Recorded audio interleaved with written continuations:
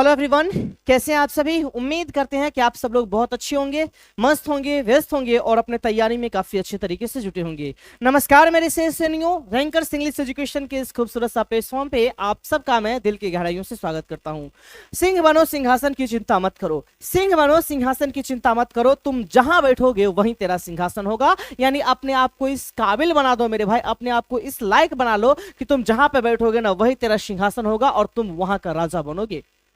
मैंने आपके सामने कल के क्लास में जो डिस्कशन किया था मेरे भाई, वो था द सोल्जर चैप्टर के फुल हिंदी एक्सप्लेनेशन को लेकर के, और आज समय आ चुका है उसके ऑब्जेक्टिव पे वर्क करने को लेकर के माय डियर। तो चलिए आज की क्लास को हम शुरू करते हैं बिना टाइम को वेस्ट किए हुए। लेकिन इससे पहले मैं आपको बता दूं, आपका टारगेट होना चाहिए 95 पार का, किसी भी कीमत पे, किसी भी कीमत पे 95 क्रॉस करना है, 95 पार करना है किसी भी कीमत पे। याद रखना, तुम मेरा साथ दो, मैं तुम्हें 95 पार दूंगा, इस बात का मैं एश्योरेंस देता हूं आपके सामने। रैंकर्स हूं, रैंकर्स बना करके दिखाऊंगा। लेकिन हाँ, इसके लिए जरूरी है कि जितनी बातें मैं आपको क्लास में पढ़ाता हूं इसको बार बार आप रिवाइज करो, बार बार रिपीट करो माय डियर, आप 100% 95 प्लस कर पाओगे। गॉट ना।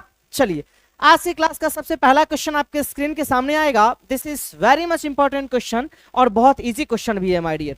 मैं आपको बता दूं कि ये जो क्वेश्चन आपके सामने लिखा हुआ है, इस क्वेश्चन को जरा अच्छे से पढ़ना। Who has compose the poem the soldier. The soldier जो चैप्टर है माय डियर, इसको बेसिकली कौन लिखे थे। ऑप्शन है आपके सामने Rupert Brooke, DH Lawrence, TS Eliot या फिर डब्ल्यू बेट्स। तो आपका सही जवाब होगा Rupert Brooke, that means A for America. जब हम लोग बात करते हैं स्नैक चैप्टर को लेकर के माय डियर, तो याद रखो सबसे पहला क्लास जो आपका हुआ था ना, वहां पे बेसिकली मैंने पोएट को याद करवाया था। दूसरा क्लास में मैंने पोएट्री को याद करवाया, राइटर को याद करवाया था। इसलिए ये सारी चीज आपके दिमाग में होना चाहिए, क्योंकि कवि का नाम और लेखक का नाम, यहां से बेसिकली 10 से 12 नंबर का क्वेश्चन आता है मेरे भाई। तो अगर यही आप नहीं लिख पाओगे, यही आप अगर याद नहीं कर पाओगे, तो मामला कैसे बनेगा माय डियर। जब हम बात करते हैं डीएच लॉरेंस को लेकर के, तो ये जो है जिस चैप्टर को लिखने का काम किए थे उस चैप्टर का नाम था स्नैक। जब बात आती है टीएस एलियट को लेकर के, तो याद रखना Macavity the mystery cat, Macavity the mystery cat को लिखने का काम किए थे उस इंसान का नाम था टीएस एलियट। गॉट ना। चलो, अब हम लोग बात करते हैं अगले क्वेश्चन की ओर। नेक्स्ट क्वेश्चन आपके सामने ये रहा, Rupert Brooke was born in. Rupert Brooke साहब बेसिकली कब पैदा हुए थे। तो याद रखना मेरे भाई, रूपर्ट ब्रूक साहब 1887 में पैदा हुए थे और 1915 में सेप्टिसेमिया नामक बीमारी की वजह से इनका देहांत हो चुका था। ये इस दुनिया को छोड़ करके चले गए थे केवल और केवल 28 साल की एज में। कितने साल की एज में? 28 साल की एज में। तो इसका करेक्ट आंसर हो जाएगा मेरे भाई 1887, 1887, that means B for Bihari babu. Next अगला क्वेश्चन आपके सामने ये है, Rupert Brooke was remembered as a blank. Rupert Brooke को बेसिकली किस कवि के रूप में याद किया जाता है। ऑप्शन है आपके सामने रोमांटिक, नेचर, वॉर या फिर सोशल। तो आप सबको याद है मेरे भाई कि द सोल्जर चैप्टर को लिखने का काम किए थे उस इंसान का नाम था रूपर्ट ब्रूक, और सोल्जर सैनिक, यहां कहीं ना कहीं वॉर के बारे में चर्चा होगा। I mean the soldier chapter में रूपर्ट ब्रूक जो है ना, इनको बेसिकली वॉर पोएट कहा जाता है। इसलिए इसका करेक्ट आंसर होगा सी फॉर चांद के पार। चलो, the word English is used in this poem for how many times. English शब्द का प्रयोग, गौर से सुनना, ये जो इंग्लिश वर्ड है, इस इंग्लिश वर्ड का प्रयोग पूरे के पूरे द सोल्जर चैप्टर में कितने बार किया गया है। ऑप्शन है आपके सामने 1, 2, 3 या फिर 4। तो 4 याद रखना। जब हम लोग बात करेंगे ना, आपके सामने 2 क्वेश्चंस यहां से आपके बोर्ड एग्जामिनेशन पूछते हैं। सबसे पहला कि सर इंग्लिश शब्द का इस्तेमाल, इंग्लिश शब्द का इस्तेमाल कितने बार किया गया। तो आपका जवाब होगा कि सर 2 बार। और एक और क्वेश्चन पूछा जाता है कि सर इंग्लैंड शब्द का इस्तेमाल कितने बार किया गया। तो आपका जवाब होना चाहिए 4 बार। याद रखना, इंग्लिश शब्द का इस्तेमाल 2 बार और इंग्लैंड शब्द का इस्तेमाल 4 बार किया गया है। क्वेश्चन पूछा गया है कि सर क्वेश्चन पूछा गया है English is used in this poem for how many times. तो आपका जवाब होगा इंग्लिश का इस्तेमाल 2 बार किया गया है, that means B for Bihari Babu. बोलो, बात समझ में आ रही है सबको। नेक्स्ट अगला क्वेश्चन आपके सामने ये रहा, Rupert Brooke was died in. Rupert Brooke साहब कब चले गए थे इस दुनिया को छोड़ के। तो मैंने अभी अभी आपको बताया कि सर रूपर्ट ब्रूक साहब का जन्म हुआ था 1887 में और इनका डेथ हुआ था 1915 में। यानी केवल और केवल 28 साल की एज में इस दुनिया को छोड़ करके चले गए थे। यानी इसका करेक्ट आंसर होगा 1915, दैट मींस डी फॉर, दोबारा गलत मत करना। नेक्स्ट अगला क्वेश्चन आपके सामने ये रहा, द सोल्जर जो चैप्टर है वो किसके साथ डील करता है। द सोल्जर डील्स विद, सबसे पहली बात इतना समझो कि ये जो द सोल्जर चैप्टर है इसको बेसिकली किसने लिखा, तो आपका जवाब होगा कि सर द सोल्जर चैप्टर को रूपर्ट ब्रूक लिखे हैं। अच्छा एक बात बताना, इस पूरे के पूरे चैप्टर में बेसिकली किस देश के बारे में चर्चा है, तो आपका जवाब नहीं, आपके दिल से आवाजें आएंगी कि सर यहाँ इंग्लैंड के बारे में चर्चा है। तो ईमानदारी से बताना मेरे भाई, ये पूरा का पूरा चैप्टर किसके साथ डील करेगा, इंडिया के साथ, इंग्लैंड के साथ, रसिया के साथ या फिर फ्रांस के साथ, तो आपका जवाब होगा कि सर इंग्लैंड के साथ। That means B for Bihari babu, B for Bihari babu एकदम करेक्ट आंसर है मेरे भाई। अगला क्वेश्चन की ओर मूव करते हैं। नेक्स्ट क्वेश्चन आपके स्क्रीन के सामने आ गया और इस क्वेश्चन को मैंने अभी अभी इससे पहले ही बताया है। The word England is used in this poem for how many times, England शब्द का इस्तेमाल इस पूरे के पूरे चैप्टर में कितने बार किया गया है। तो मैंने क्या बोला आपको, ओ मेरे भाई, मेरे जिगर के टुकड़े, अब तुम ये बात बोलना कि सर जिगर का मतलब होता है लिवर। ओ माय डियर, मैंने आपको बताया कि सर इंग्लिश शब्द का इस्तेमाल किया गया है 2 बार, कितने बार, 2 बार, और मैंने आपको यह भी बताया कि सर इंग्लैंड शब्द का इस्तेमाल किया गया है 4 बार, कितने बार, 4 बार। तो क्वेश्चन पूछा गया है कि sir England is used in this poem for how many times, तो आपका आंसर होगा कि सर कितने बार इस्तेमाल किया गया, 2 बार, सॉरी 4 बार, इसलिए करेक्ट आंसर होगा डी फॉर, दोबारा गलत मत करना। नेक्स्ट क्वेश्चन आपके सामने है, the soldier is blank, the soldier जो चैप्टर है ना इसका बेसिकली टाइप कैसा है। ऑप्शन है एन ऑड, ये ऑड है, ओड है, या फिर सोनेट है, एपिक है, या फिर पैट्रियोटिक है। तो एक बात बताना मेरे भाई, मैंने कल की क्लास में जिस टाइम में 10 सोल्जर का फुल चैप्टर एक्सप्लेनेशन कर रहा था उस टाइम पे मैंने एक बात बताया था कि सर 14 लाइन की जितनी भी कविताएं होती है, अरे गौर से सुनना जिगर के टुकड़ों, 14 लाइन की जितनी भी कविताएं होती है उसको बेसिकली सोनेट कहा जाता है। इतना चीज मैंने कल आपको बताया। मैंने आपको यह भी बोला था कि सर आपके पूरे के पूरे सिलेबस में एकमात्र सोनेट है जिसका नाम है 10 सोल्जर। क्या नाम है मेरे भाई, 10 सोल्जर। तो ईमानदारी से बताना माय डियर, 10 सोल्जर अपने आप में क्या है, तो आपका जवाब होगा कि सर ये अपने आप में एक सोनेट है। That means B for Bihari babu, B for Bihari babu एकदम करेक्ट आंसर है। नेक्स्ट क्वेश्चन आपके सामने है, the poet expresses in depthness to blank, कवि जो है ना वो अपने आप को किस देश का ऋणी मानते हैं। ऑप्शन है आपके सामने इंडिया का, अमेरिका का, इंग्लैंड का, या फिर फ्रांस का। तो याद करो, उन्होंने बोला था कि सर यही इंग्लैंड है जहां से मैंने हवाएं ली है, यही इंग्लैंड है जिस इंग्लैंड की धरती पे रह करके मैंने सूरज का कृपा पाया है, सूरज की रोशनी पाया है, सूरज का प्रकाश पाया है। अरे यही इंग्लैंड है जिसने मुझे फूल दिया ताकि मैं प्यार कर सकूं, यही इंग्लैंड है जिसने मुझे रास्ते दिया ताकि मैं उस पर चल सकूं। अरे भैया बताओ ना, बोले थे ना यही इंग्लैंड है, अरे यही इंग्लैंड है जिसने हर कुछ मेरे को दिया, हर चीज दिया है। तो ईमानदारी से बताना मेरे भाई किसका ऋणी हुआ। आपका जवाब होगा कि सर अगर वो हर चीज इंग्लैंड का ही लिए है ना तो इसका करेक्ट आंसर होगा England. That means C for चांद के पार चलो, सी फॉर चांद के पार चलो आपके सेंटेंस का एकदम लल्लन टॉप और करेक्ट आंसर होगा। Next, the soldier is a blank poem, the soldier basically किस प्रकार का पोएम है। तो मैंने आपको एक बात बताया कि सर द सोल्जर जो है ना वो एक देशभक्ति को इंडिकेट करता है, इसलिए इसका करेक्ट आंसर होगा कि सर ये एक पैट्रियोटिक पोएम है। पैट्रियोटिक मतलब समझते हो ना, देशभक्ति वाली कविताएं हैं, इसलिए इसका करेक्ट आंसर होगा सी फॉर चांद के पार चलो। Next, the term concealed stands for in the soldier, question ये पूछा गया है कि एक टर्म है जिसका नाम है कंसील्ड। क्या नाम है, कंसील्ड। इस पूरे के पूरे 10 सोल्जर चैप्टर में इस कंसील्ड शब्द का मतलब क्या होता है। ऑप्शन है हिडन, डिसअपियर्ड, एब्सेंट, या नन ऑफ दिस। तो मैं आपके सामने 4 वर्ड लिखता हूं, इस चारों वर्ड को आप अपने दिमाग में रख लेना। 4 वर्ड बोलता हूं मेरे भाई, इस चारों के चारों वर्ड को आप अपने दिमाग में रख लेना क्योंकि यहां से क्वेश्चन टपकते हैं। देखो मैंने बोला सबसे पहला फीबल, इस फीबल का मैंने जिक्र किया था sweetest love I do not go में। दूसरा मैंने आपके सामने बोला मेरे भाई, दूसरा मैंने बोला वियरिनिश, इस वियरिनिश का जिक्र भी मैंने किया था sweetest love I do not go में। तीसरा मैंने बोला मेरे भाई क्रम्बल, इस क्रम्बल का मैंने जिक्र किया था एन एपिटाफ चैप्टर में। चौथा मैं बात कर रहा हूं कंसील्ड, और इस कंसील्ड शब्द का जिक्र मैंने किया था द सोल्जर के चैप्टर में। जब बात आती है सर फीबल को लेकर के, तो फीबल का मतलब क्या होता है जरा गौर से सुनना।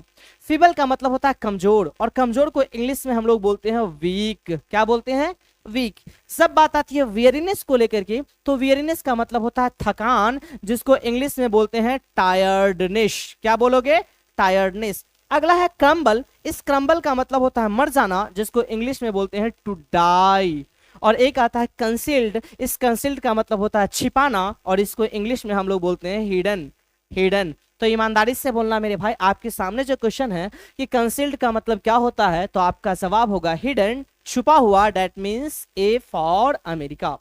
ए फॉर अमेरिका आपके सेंटेंस का एकदम सही जवाब होगा। इसको नोट कर लेना मेरे भाई, नोट कर लेना, काफी ज्यादा इंपॉर्टेंट है, और ये सारी चीजें मैं आपको पढ़ा चुका हूं, ठीक ना।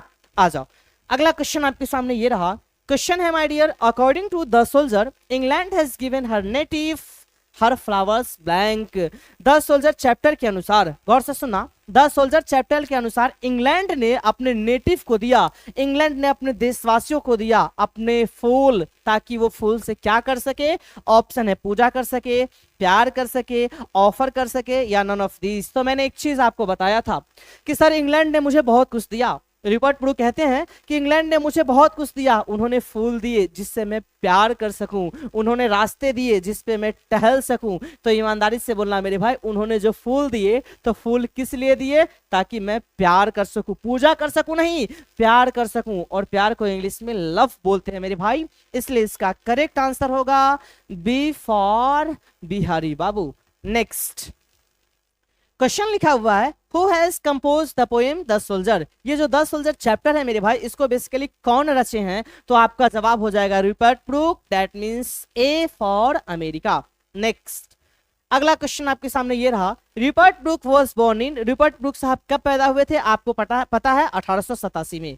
अगला है, according to the soldier England has given. भैया क्वेश्चन रिपीट हुआ है, परेशान होने की जरूरत नहीं है, ठीक है।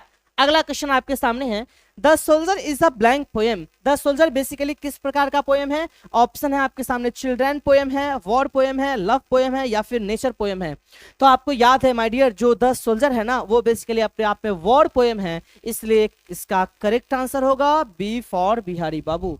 Next, what does Rupert Brooke expresses for his country. Rupert Brooke अपने कंट्री के लिए किस चीज को व्यक्त करते हैं, किस चीज को दिखाने की बात करते हैं? ऑप्शन है क्राइम, अपराध को बताते हैं, इंडिपेंडेंस यानी ऋणी को बताते हैं, वॉर एक युद्ध के बारे में, या फिर इनमें से कोई नहीं। तो सुनो मेरे भाई, इस पूरे के पूरे चैप्टर में जो रूपर्ट ब्रूक है ना, वो अपने देश का ऋणी खुद को मानते हैं, इसलिए इसका करेक्ट आंसर होगा indebtedness. That means B for Bihari babu. इसका मतलब होता है माय डियर, और ऋणी मतलब समझते हो? ऋणी का मतलब होता है जो इंसान किसी का ऋण ले लेता है, उधार ले लेता है ना, अपने ऊपर उसके कुछ कर्ज होते हैं, उसी को हम लोग ऋणी बोलते हैं, इसलिए इसका करेक्ट आंसर होगा B for Bihari babu. Next, the speaker is not afraid of death. जो स्पीकर है, जो कवि है, उसको किस चीज से डर नहीं लगता? अफ्रेड का मतलब होता है मेरे भाई डरना, किस चीज से इसको डर नहीं लगता है? ऑप्शन है आपके सामने, कंट्री दैट मींस देश से, लव प्यार से, गोस्ट यानी भूत से, या डेथ मौत से। बताना मेरे भाई, कवि को बेसिकली किस चीज से डर नहीं लगता है? तो आपका जवाब होगा कि सर कवि जो है ना एक सोल्जर है, यानी ये पोएट के साथ साथ एक सोल्जर भी है, और जो सैनिक होते हैं ना उसको मौत से कोई डर नहीं लगता, डेथ से कोई डर नहीं लगता, इसलिए इसका करेक्ट आंसर होगा डी फॉर, दोबारा गलत मत करना। Next, the poem of 14 lines is called. 14 line की कविता को, 14 लाइन की कविता को बेसिकली क्या कहा जाता है? ऑप्शन आपके सामने है, सोनेट, ऑक्टेव, सेस्टेट, या फिर नन ऑफ दीज। तो आपका जवाब होगा कि सर 14 लाइन की कविता को बेसिकली सोनेट कहा जाता है। ए फॉर एप्पल एकदम सही जवाब है। और एक चीज आपको पता है, गौर से सुनना, गौर से, ओ माय डियर ऑल, गौर से सुनना। सुनो, जब हम बात करते हैं इस 14 लाइंस को लेकर के, तो इसको हम क्या बोलते हैं? तो आपका जवाब होगा कि सर 14 लाइन की कविता को बेसिकली सोनेट कहा जाता है। क्या बोलोगे माय डियर ऑल? आपका जवाब होगा कि सर सोनेट बोलेंगे। बोलो, कोई दिक्कत नहीं। और इस सोनेट को, 14 लाइन को बेसिकली दो भाग में बांटा गया है, पहला 8 लाइंस और दूसरा 6 लाइंस। इतना आपको पता है माय डियर। जो पहला 8 लाइन होता है ना, उसको ऑक्टेव बोला जाता है। क्या बोलोगे? ऑक्टेव बोलोगे। और जो दूसरा 6 लाइन होता है ना, इसको बेसिकली सेस्टेट बोला जाता है। क्या बोला जाता है मेरे शेरों? सेस्टेट बोला जाता है। इतनी बात आप अपने दिमाग में अभी के अभी डाल लो, ठीक है। आते हैं अगले क्वेश्चन की ओर। नेक्स्ट क्वेश्चन आपके सामने ये है, the first blank lines are called octave. अच्छा, पहला कितने लाइन को ऑक्टेव बोला जाता है? तो आपका जवाब होगा पहले 8 लाइन को ऑक्टेव बोला जाता है, इसलिए इसका करेक्ट आंसर होगा सी फॉर चांद के पार। चलो जब हम बात करते हैं अगले क्वेश्चन को लेकर के, नेक्स्ट क्वेश्चन आपके सामने है, the last blank lines are called sestet. कितने अंतिम के कितने लाइन को बेसिकली सेस्टेट बोला जाता है? तो मैंने अभी अभी आपको बताया था, ओ माय डियर, मैंने अभी अभी आपको बताया था कि अंतिम 6 लाइन को सेस्टेट कहा जाता है, इसलिए इसका करेक्ट आंसर होगा A for America. A for America एकदम सही जवाब है। नेक्स्ट 22 नंबर क्वेश्चन आपके सामने है, अपार्ट फ्रॉम पोएट, यानी apart from poet Rupert Brooke was also a blank. Rupert Brooke जो है ना, कवि के अलावा वो क्या थे? ऑप्शन है आपके सामने, नोवेलिस्ट, या दैट मीन्स उपन्यासकार थे, मैडम थे, राइटर थे, या फिर सोल्जर थे। तो मैंने एक चीज आपको बताया था कि सर जो रूपर्ट ब्रूक है ना, रूपर्ट ब्रूक जो है ना, वो बेसिकली कवि के साथ साथ एक सोल्जर भी थे, एक सैनिक भी थे, इसलिए इसका करेक्ट आंसर होगा डी फॉर, दोबारा गलत मत करना। अरे माय डियर, मैंने हर चीज आपको बताया है, ठीक है? जल्दी से एक बार इस पे ध्यान देना मेरे भाई, इसके बाद मैं आगे बढ़ता हूं। फिलहाल के लिए बैटरी में थोड़ा सा माइक का चेंज कर लेता हूं। 1 मिनट माय डियर, 1 मिनट, केवल 1 मिनट रुको, हर एक चीज मैं क्लियर कर दूंगा। बस take a moment my dear all, बस 1 मिनट प्लीज। इसके बाद बढ़ते हैं आगे, ठीक है? परेशान नहीं होने का, एकदम परेशान नहीं होने का, ना परेशान होना है, ना हताश होना है, ना निराश होना है।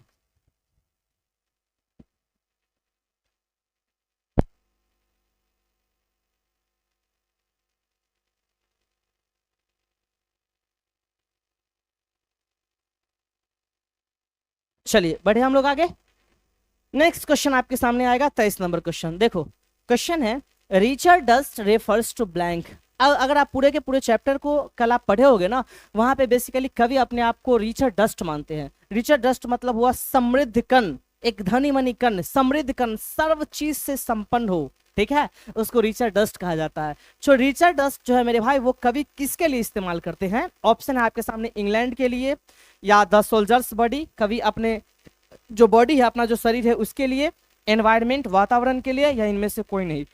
जल्दी से बताना इसका करेक्ट आंसर क्या होगा। तो आपका जवाब होगा कि सर रिचर्ड डस्ट जो है ना, एक समृद्ध कण जो है ना, कवि अपने बॉडी के लिए इस्तेमाल करते हैं, इसलिए इसका करेक्ट आंसर होगा B for Bihari babu. Got ना? तीसरा क्वेश्चन, अगला क्वेश्चन आपके सामने है, the valuable dust of the poet's body is the dust of blank. जो कवि का जो बॉडी है, एक वैल्यूएबल बॉडी है, वो बेसिकली कहाँ का डस्ट है? ऑप्शन है आपके सामने, अमेरिका का, रसिया का, जर्मनी का, या नन ऑफ दिस। तो एक चीज मैंने आपको बताया था कि कवि का जो वैल्यूएबल डस्ट है, कवि का जो एक बॉडी है ना, वो बेसिकली कहाँ के डस्ट के रूप में काम कर रहा है, मतलब वो कहाँ का डस्ट है? तो आपका जवाब होना चाहिए कि सर इंग्लैंड का, लेकिन दुर्भाग्य यह है कि ऑप्शन में इंग्लैंड है ही नहीं, इसलिए इसका करेक्ट आंसर होगा नन ऑफ दिस, इनमें से कोई नहीं, ठीक है? नेक्स्ट 25 नंबर क्वेश्चन है, if I should die think only this of me is line taken from. Sir अगर मैं मर जाऊं तो मेरे बारे में सिर्फ इतना सा ख्याल लाना, ये लाइन बेसिकली किस चैप्टर से लिया गया है? ऑप्शन है song of myself, ode to autumn, now the leaves are falling fast, या फिर द सोल्जर। तो याद रखना मेरे भाई, कहीं पर भी अगर डाई शब्द देखने को मिलेगा, स्पेलिंग देख लो, DIE, ये वाला डाई देखने को मिलेगा, तो आपका जवाब आना चाहिए द सोल्जर। क्या आना चाहिए? The soldier. लेकिन अगर DYE, डाई शब्द देखने को मिलेगा ना, तब आपका जवाब होना चाहिए sweetest love I do not go. दोनों को अच्छे से समझना, DIE, डाई शब्द देखने को मिला, आपके दिल और दिमाग में आ जाना चाहिए द सोल्जर, इसलिए इसका करेक्ट आंसर होगा कि सर ये जो लाइन है ना, वो लिया गया है द सोल्जर से, दैट मीन्स डी फॉर, दोबारा गलत मत करना। सब हम बात करते हैं सॉन्ग ऑफ माई सेल्फ को लेकर के, तो इसको लिखने का काम किए थे उस इंसान का नाम था वॉल्ट विटमैन। क्या नाम था माय डियर ऑल? आप बोलोगे सर वॉल्ट विटमैन। जब हम लोग बात करते हैं ओड टू ऑटम को लेकर के, तो इसको जो लिखने का काम किए थे उस इंसान का नाम था जॉन कीट्स। क्या नाम था? John Keats. जब बात आती है now the leaves are falling fast को लेकर के, तो इसको जो लिखने का काम किए थे उस इंसान का नाम था WH ऑर्डन। क्या नाम था? WH Auden. लेकिन जब हम लोग बात करते हैं द सोल्जर को लेकर के, तो इसको जो लिखने का काम किए थे उस इंसान का नाम था रिपर्ट ब्रूक। मैं उम्मीद करता हूं माय डियर कि हर एक चीज आपको समझ में आ गया होगा, ठीक है? आते हैं अगले क्वेश्चन की ओर। नेक्स्ट क्वेश्चन आपके सामने ये रहा, what does the soldier present the soldier जो है ना वो बेसिकली किस प्रकार, what does the soldier present, ये पूरा का पूरा जो द सोल्जर चैप्टर है वो बेसिकली किस चीज को दिखाता है। ऑप्शन है आपके सामने पैट्रियोटिक, लव, ह्यूमैनिटी या वॉर। तो पूरा का पूरा जो चैप्टर है ना वो वॉर को इंडिकेट करता है, इसलिए इसका करेक्ट आंसर होगा डी फॉर, दोबारा गलत मत करना। Next, the soldier was retain in the time of blank.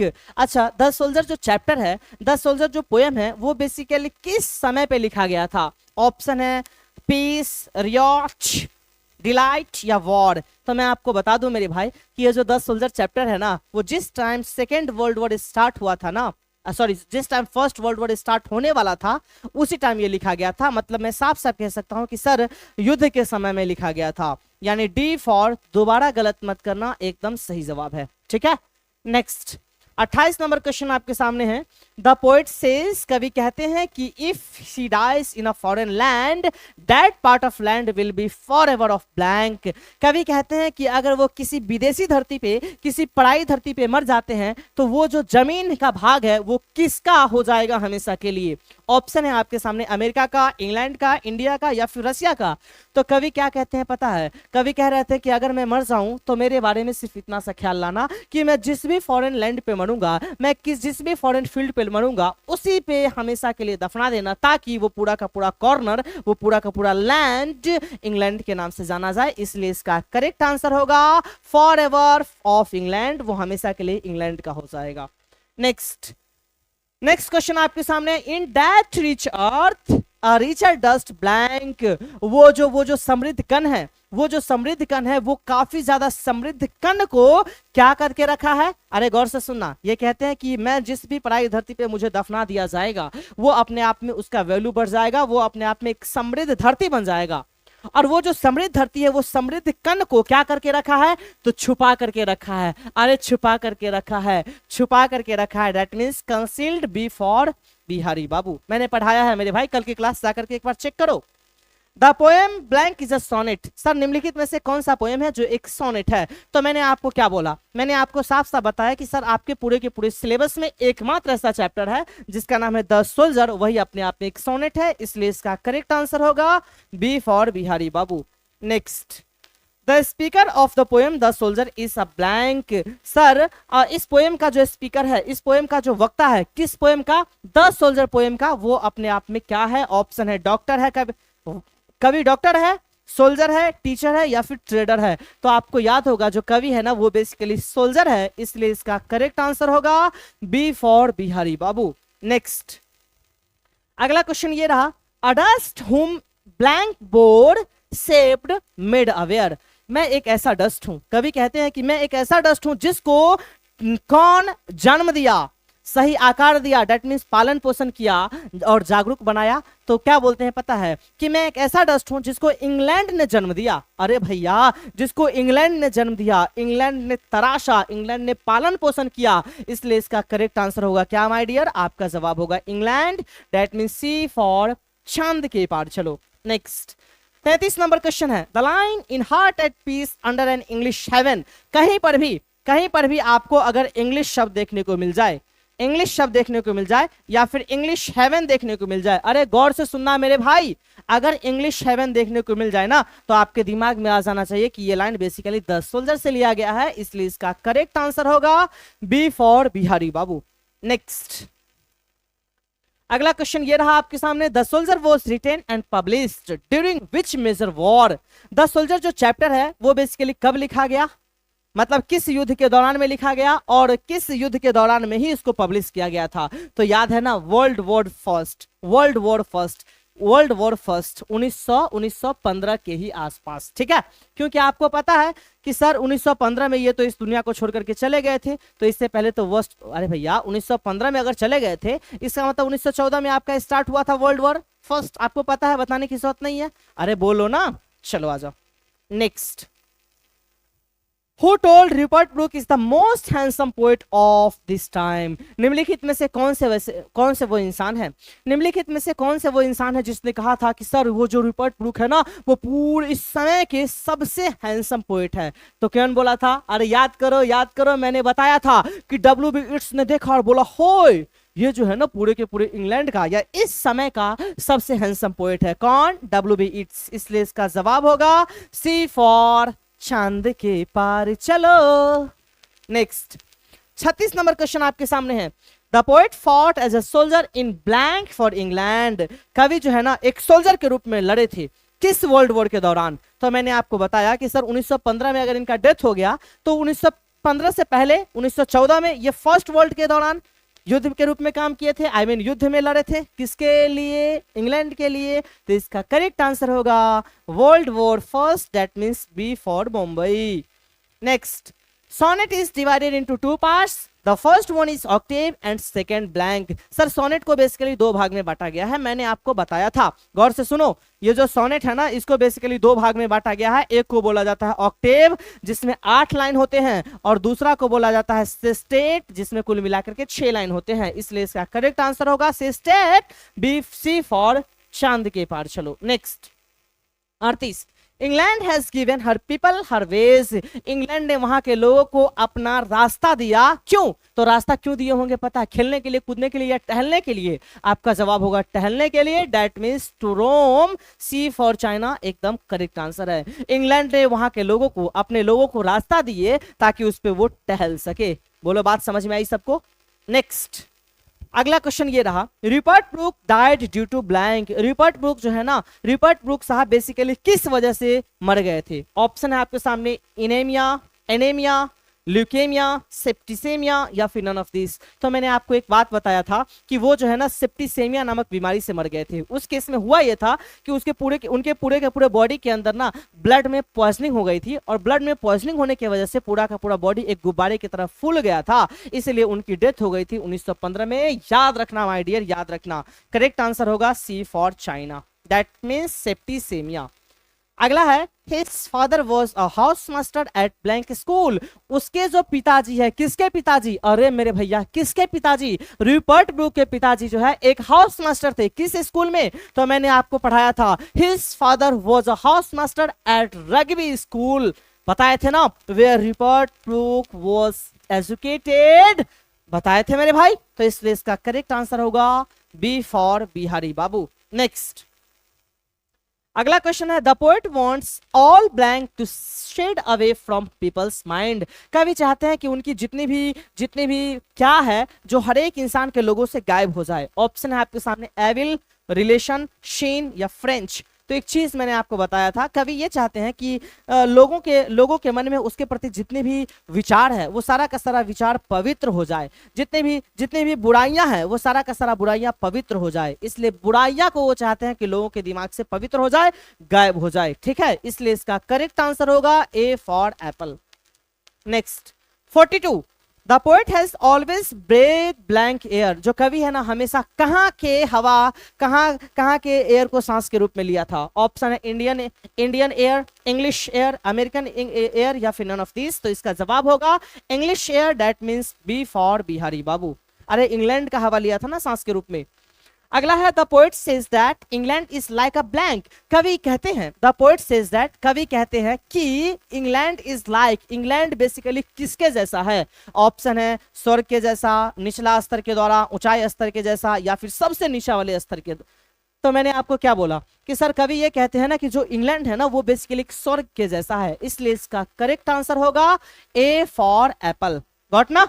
Next, Rupert Brooke has assumed, Rupert Brooke इस बात को मानते हैं, blank a role in the poem. इस पूरे के पूरे पोएम में बेसिकली अपने आप को किस तरीके से, कैसा भूमिका दिखाते हैं? ऑप्शन है सोशल, सिंबॉलिक, पैराबोलिक या स्पेसिफिक। तो सुन मेरे भाई, एक सिंबॉलिक रोल को शो करते हैं, that means B for Bihari babu correct answer होगा।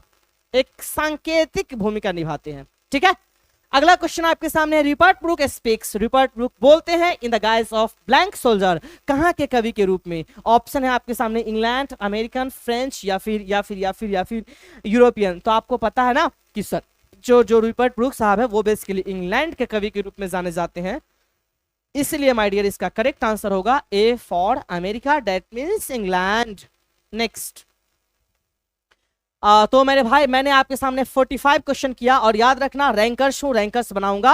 45 क्वेश्चंस मैंने आपके सामने कराया और मैं उम्मीद करता हूं कि इस 45 के 45 क्वेश्चंस को आप बहुत अच्छे तरीके से दिमाग में डाल लोगे और इस बात का मैं एश्योरेंस देता हूं और कहीं पे लिख करके देता हूं माय डियर कि इस चैप्टर से ऑब्जेक्टिव एक भी क्वेश्चन बाहर देखने को नहीं मिलेगा। मैं उम्मीद करता हूं माय डियर कि आज की क्लास आपको अच्छी लगी होगी। अगर अच्छी लगी है तो अपने दोस्तों के बीच जरूर शेयर करना, दोस्तों को बताना कि यहाँ पे best quality of content provide किया जाता है। चलो बिहार के सबसे कम फी में यहाँ पे स्टडी करते हैं। Bye everyone, good night and जय हिंद उस सैनिक के लिए भी और आप सबको भी, ताकि आप सब लोग मेहनत करो। Bye everyone, good night.